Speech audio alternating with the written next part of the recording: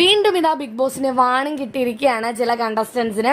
പ്രത്യേകിച്ച് നമ്മുടെ അഭിഷേകിനാണ് കിട്ടിയിരിക്കുന്നത്. വേറെ ഒന്നുമല്ല, ക്യാപ്റ്റൻസിക്ക് വേണ്ടിയുള്ള ഒരു നോമിനേഷനൊക്കെ നടന്നുകൊണ്ടിരിക്കുകയാണല്ലോ.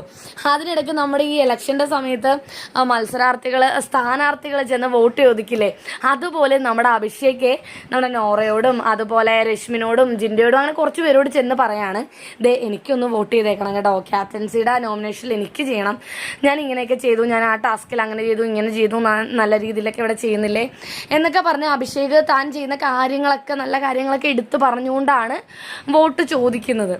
കാരണം അഭിഷേകിന് കുറച്ച് നാളുകൂടി ഇവിടെ പിടിച്ചു നിൽക്കണമെന്നുണ്ട് കേട്ടോ. പെട്ടെന്ന് പോകാൻ താല്പര്യമില്ല. പ്രേക്ഷകരെ കുറച്ചും കൂടി തൻ്റെ ഗെയിം ഒന്ന് കളിച്ച് കാണിക്കണമെന്നൊരു ആഗ്രഹമുണ്ട്. അപ്പോൾ എങ്ങാനും എവിക്റ്റായി പോയ നോമിനേഷനിലൊക്കെ വന്നു കഴിഞ്ഞാൽ അത് വലിയ സങ്കടം ഉണ്ടാക്കും. അതുകൊണ്ട് കയ്യും കാലും പിടിച്ചിട്ടാണെങ്കിലും ഒന്ന് എങ്ങനെയെങ്കിലും ക്യാപ്റ്റൻസിയുടെ നോമിനേഷനിൽ എത്തിപ്പെടുക എന്നൊരു ഒറ്റ ചിന്ത മാത്രമേ നമ്മുടെ അഭിഷേകിനുള്ളൂ. അപ്പോൾ ഇങ്ങനെ എല്ലാവരോടും ചെന്ന് പറയാണ് കേട്ടോ. ബിഗ് ബോസ് അറിയാമല്ലോ, ബിഗ് ബോസ് ഹൗസിനുള്ളിൽ ഒന്നും നടക്കില്ല. ബിഗ് ബോസിന്റെ ശ്രദ്ധയിൽപ്പെടുന്നു, അഭിഷേകിനോട് അങ്ങനെ ചോദിക്കരുത് എന്നൊരു വാണിംഗ് കൊടുത്തിരിക്കുകയാണ് ബിഗ് ബോസ്.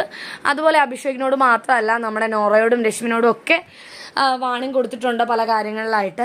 ജിൻഡോ പറയുന്നുണ്ട്, ശരി ഞാൻ നിന്റെ പേര് പറയാം, നീ എൻ്റെ പേര് പറയൂ, ഒരു ബാർട്ടർ സിസ്റ്റം പോലെ കൊടുക്കൽ വാങ്ങലല്ലേ. അപ്പോൾ അവർ അതൊക്കെ പറഞ്ഞ് ഇങ്ങനെ സെറ്റായിരിക്കുകയാണ് കേട്ടോ. എൻ്റെ പേര് നീ പറ, നിൻ്റെ പേര് ഞാൻ പറയാമെന്നൊക്കെ. അപ്പോഴാണ് ബിഗ് ബോസ് ഈ വാണിംഗ് കൊടുക്കുന്നത്. എന്താണെങ്കിലും നമുക്ക് നോമിനേഷൻ കാത്തിരുന്ന് കേട്ടറിയാം ആരുടെയൊക്കെ പേരാണ് പറയുന്നതെന്ന്.